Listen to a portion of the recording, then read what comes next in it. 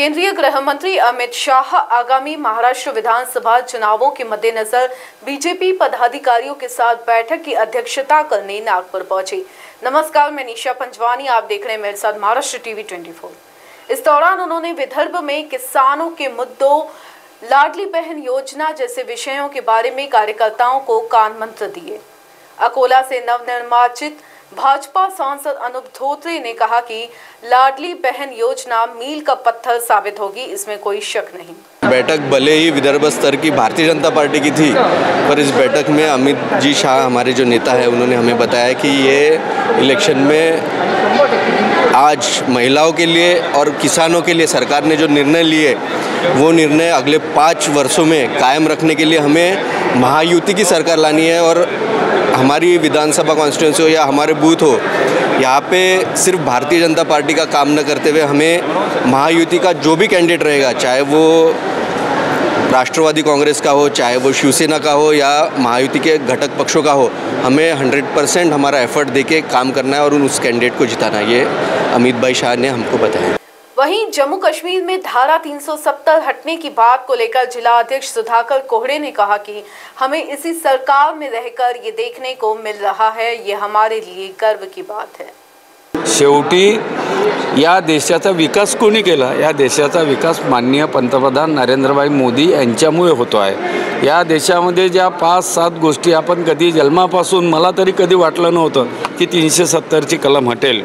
मी आज 55 वर्षाचा आहे, पण भारतीय जनता पार्टीची सत्ता आली, अमित भाईसारखं कणखर नेतृत्व मिळालं, 370 सारखी कलम हटली आणि आज माझं जम्मू काश्मीर आहे असं गर्वानं म्हणण्यासाठी आम्हाला ती संधी भाजपने दिली। अशा अनेक गोष्टी आहे।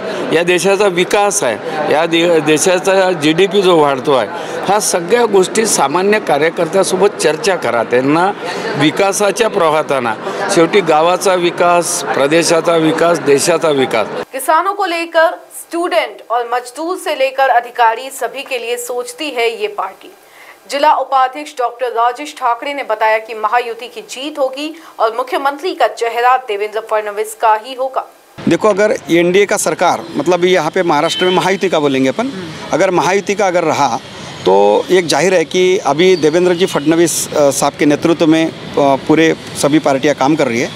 एकनाथ जी शिंदे मुख्यमंत्री है, लेकिन जो महायुति है, महायुति के नेता देवेंद्र जी फडणवीस है। और देवेंद्र जी फडणवीस साहब ने सभी समाज को लेकर काम किया है।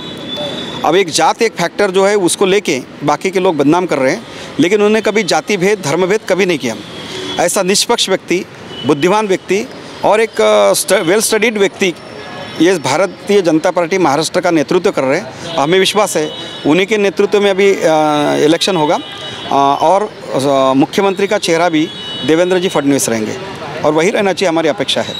इसी के साथ राज्य के पूर्व कृषि मंत्री अनिल बोंडे ने बताया कि वक्फ बोर्ड में सुधार लाने के लिए ये कानून लाया गया है। निश्चितच 1995 मध्ये जो कायदा बनवला त्याच्या अगोदरी जे वक्फ बोर्डाला जे अधिकार दिले, तर वक्फ बोर्ड मुस्लिमांच्याही जमिनी लुबाडतं, त्याही गिळंकृत करतं आणि बाकीच्या ठिकाणी तर त्यांना जिथे मन वाटेल त्या ठिकाणी ते क्लेम ठोकतात। म्हणजे अलाहाबादच्या हायकोर्टावर क्लेम करू शकतात आणि म्हणून या वक्फ बोर्डाच्याही पुढे न्याय मागता यावा, यामध्ये काही सुधारणा केल्या गेल्या पाहिजे। जे अनियंत्रित पॉवर दिल्या गेलेली आहे वक्फ बोर्डाला, त्याच्यावर कुठे ना कुठे कंट्रोल असलं पाहिजे असं मुस्लिम बांधवांचं, त्याचप्रमाणे सर्वसामान्य जनतेचं मत आहे। आणि म्हणून वक्फ बोर्डामध्ये सुधारणा करण्यासाठी हा कायदा आणलेला आहे आणि ती भविष्यातली अतिशय मोठी नांदी होईल। त्यामुळे मुस्लिमांचं, गरीब मुस्लिमांचं होणारं शोषण थांबेल आणि अराजकता जी वक्फ बोर्डामध्ये अराजकता आणि भ्रष्टाचार फैललेला आहे तो थांबेल। लवकरच कायदा पारित होईल? नाही, निश्चितपणे कायदा पारित व्हावा अशी सगळ्या लोकांची भावना आहे आणि हे सरकार, मोदीजी, अमितजी शहा एवढे पक्के आहे, म्हणूनच आपण लोहपुरुष म्हणतो, एवढे पक्के आहे की ते करूनच घेतील। सर, तुम्ही पण कृषी मंत्री राहिले आहे, आता किसानासाठी काय योजना आहे MSP बद्दल? MSP पहिल्यांदा 2014 नंतर, खरं जर पाहिलं 2006ला स्वामीनाथन आयोग आला होता, पण शरद पवार कृषी मंत्री असताना सुद्धा त्यांनी लावला नाही। 2014 पासून रेग्युलरली खरीपाची पेरणी व्हायच्या अगोदर भाव जाहीर होतात, रब्बीची पेरणी व्हायच्या अगोदर जाहीर होतात आणि त्याच्यामुळेच तुरीचे भाव एवढ्यापर्यंत 6-7 हजारापर्यंत गेले. सोयाबीनचा भाव 4850 गेला. कापसाचे भाव वाढले आणि जो फॉर्म्युला आहे स्वामीनाथन आयोगाने तो फॉर्म्युला स्वीकारला. आणि आता जर आपण पाहिलं तर MSP पर्यंत सोयाबीनचे भाव गेले पाहिजे, त्याच्यापेक्षाही जास्त असली पाहिजे. त्याच्यामुळे आयात धोरणातही बदल केला. 37% जी इम्पोर्ट ड्युटी लावण्यात आली क्रूड ऑइलवर आणि रिफाईंड ऑइलवर. त्याच्यामुळे आपल्याला दिसलं की संपूर्णतः सोयाबीनचे भाव वाढले. कांद्यावरची जी निर्यात शुल्क मर्यादा होती ती पण हटवली. कांद्याचं एक्सपोर्ट ड्युटी होती 40% वरून 20% आणली. आज कांदा लासलगावच्या मार्केटमध्ये 42 रुपये किलो आहे.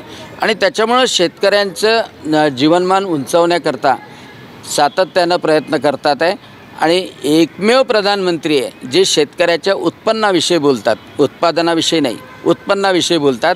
आणि शेतकऱ्याच्या खात्यात डायरेक्ट 6000 टाकणारा जर कोणी प्रधानमंत्री झाला असेल तर ते फक्त नरेंद्र मोदी झाले.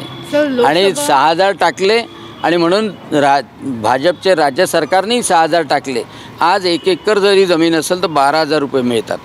आणि त्याच्यामुळं खऱ्या अर्थानं शेतकऱ्याचा सन्मान करणारं भारतीय जनता पक्षाचं सरकार आहे. साथ ही आज बदलापुर के आरोपी का एनकाउंटर करने पर टीका कर रही सरकार के समय ही निर्दोष मनसुख हिरेन की हत्या की गई थी. इन्हें आज पीठ थपथपानी चाहिए. बलात्कारी को सेल्फ डिफेंस में मौत की सजा दी गई है, लेकिन ये दोगले हैं और झूठ बोलने में कांग्रेस को महारत हासिल है. नाही, निश्चितच त्यावेळेला इतका खोटा नॅरेटिव्ह पसरवला होता.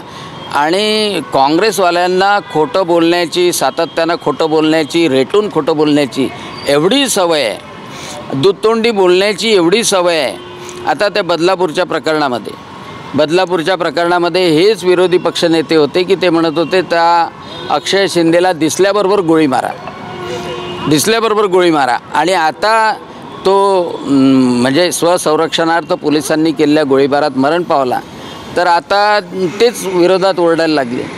खरं जर पाहिलं तर यांचं जेव्हा सरकार होतं तेव्हा त्या मनसुख हिरेनला स्वतःचे पोलिसाचे गुन्हे लपवायसाठी त्या मनसुख हिरेनला यांनी मारलं होतं पोलिसांनी. आणि प्रेतही ठेवलं नाही, तेही खाडीत फेकून दिलं होतं. म्हणजे निष्पाप माणसाला मारणारं यांचं सरकार होतं. इथे तर गुन्हेगाराला ठार मारण्यात आलं. तर त्याच्यामुळं कौतुक करायचं सरकारचं, देवेंद्र फडणवीसाचं, ते सोडून टीका करतात दुतोंडी लोक आहेत. विधानसभा चुनावों की रणभेरी बजने से पहले केंद्रीय गृह मंत्री अमित शाह महाराष्ट्र के 2 दिवसीय दौरे पर हैं. इस दौरान वे राज्य की सियासी नब्ज टटोलेंगे. इस बीच आज नागपुर के कविवर्य सुरेश भट्ट सभागृह में संवाद बैठक का कार्यक्रम आयोजित किया गया था, जिसमें 1500 से अधिक कार्यकर्ताओं ने हाजिरी लगाई. इस दौरान उन्हें विदर्भ में किसानों के मुद्दे, महिला सुरक्षा के मुद्दे किस तरह से धरातल पर ले जाने हैं और उन पर अमल करना है, इस बारे में कान मंत्र दिए गए. वीडियो जर्नलिस्ट मोहन मिश्रा के साथ निशा पंजवानी, महाराष्ट्र TV 24 नागपुर.